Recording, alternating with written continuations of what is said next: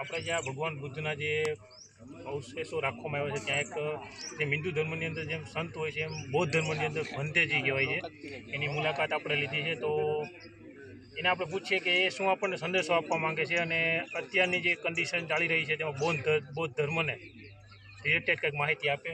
तो आप लोगों को बताइए कि बौद्ध धर्म का उद्देश्य क्या है और उसका जो मेन जो होता है, कोई आप बात कहना चाहते हो लोगों को? भगवान बुद्ध का प्रथम उद्देश्य कि मानव एक जाति होते हैं, अनेक नहीं होते हैं, और ज्ञानवान होना चाहिए, बुद्धिमान होना चाहिए, और महिला को भी ज्ञान की जरूरत है और जेंट्स के जरूरत है.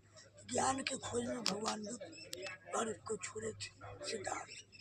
तो घर छोड़ के बौद्ध ज्ञान में उनकी ज्ञान की प्राप्ति हुई. उसके बाद राजगीर में राजा भीमसार के चेला मिले, और उसके बाद वैशाली में चले आए. वैशाली में राजा विशाल लिच्छवी को चेला मिला. उसके बाद आना जाना करने लगे. तो महिला दीक्षा भूमि, महिला 503 को महिला को दीक्षा भगवान बुद्ध वैशाली में दिए.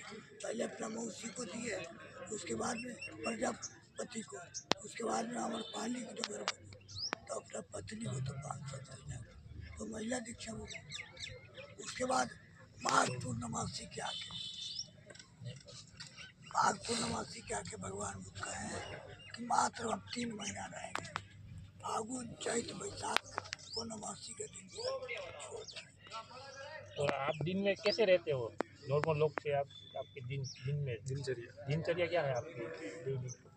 बताते हैं लोग सब बताते हैं बौद्ध धर्म के बारे में सब? हाँ बताते हैं. सच्चाई सत्य का अपन चलो